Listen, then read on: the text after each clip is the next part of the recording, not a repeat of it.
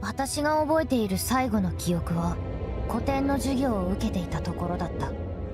何の前触れもなく教室内を包み込んだ光は一瞬のうちに私の日常を奪い去った。そして気づいた時にはエルロー大迷宮と呼ばれる広大な地下空洞で私は雲に転生した。ないわ。イントロでわかる？雲子さんのこれまで。よっしゃ行くぞ。平凡 JK 古文授業突然の大放題。 Hey there, welcome back, and apologies are in order because I took a long break. I was also learning a brand new editing software with newer features and giving this as a test on this review that I'm currently working on. Hopefully this will turn out well for you guys, and let's get back to the review of So I'm a Spider, So What?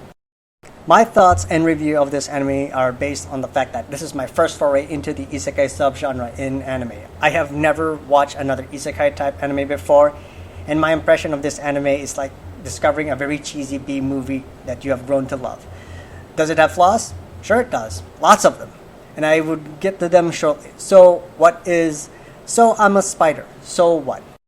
It is a Japanese light novel isekai series written by Okina Baba and illustrated by Tsukasa Kiryu. The story follows a class that is killed in a mysterious explosion and reincarnated into another world with one girl reincarnated as a dungeon spider. The spider evolves and ends up having a significant influence on the world, becoming one of the most powerful creatures, while the students and their teachers deal with the fallout from her actions and those other armies. The series has received a manga adaptation and an anime television in the series, adapted and produced by Milipensi, aired from January to July 2021, with Season 1 episodes totaling 24 episodes, and also can be viewed on the YouTube channel in Ani1 Asia. Our story is focused on a reincarnated girl as our main protagonist, but also there's a side story of the students and their teachers about their reincarnation. A great part of this is that the protagonist, Kumoko, from her journey from a low-level spider to a great spider-like centaur called the Arachne, was enjoyable and endearing. We also learn from a secondary story from two characters from the likes of Schlain, a reincarnated hero, and also Philomos, an elf who is also a reincarnated, as well as their teacher during their past lives, uncovering the mystery on what happened. The story was somewhat decent, but not as good as expected. One half it was very interesting and entertaining to watch, while the other half was long and drawn out. However, the premise of the later half was interesting, but it dropped the ball on certain parts of the story, which is quite disappointing. Is it a bad series? No, but not as good either. I wish that the second half of the story had improved to make the reincarnations more interesting, but it felt flat. I don't want to label the anime as garbage or anything, but it's like getting a metaphorical cake where half of the story is really, really good and the other half isn't that great. I'm really torn about this, but I have to give a fair assessment of the series. The actual main character is very super likable and very, very funny, and her journey from a low-level spider to a very higher level spider was so fun to watch, but also very endearing that you really want to root for her to level up. And that to me is the most fun part of this isekai anime. And the fights are entertaining and humorous, and good use of CG sequences to highlight the cleverness of Kumoko and all of the situations as well.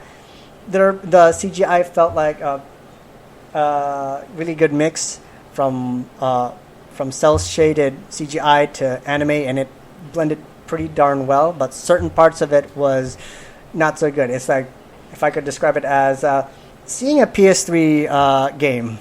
That's how I describe the certain bad parts of the CGI as well. The explanations of the powers were clear and concise on what our hero can do and how she maximizes her skills in a fight, as well as, exploring and surviving. And this is really enjoyable, the fun parts of the anime. I mentioned the bad parts, the CGI, some of it it really looks like a PS3 game. Sometimes it doesn't gel very well. But one thing the other bad part of this series is the reincarnated second story. It was not that good. It laid out a pretty good mystery. I'm not gonna shit on it on the second half, but it had a good start. It had a good mystery, but the execution of the story felt flat and not satisfying to watch. Very sluggish to watch, and it's very, very unfortunate. And for me, I gave this anime a matinee watch. It's really enjoyable, but there are flaws in the story, and I wish it was improved upon.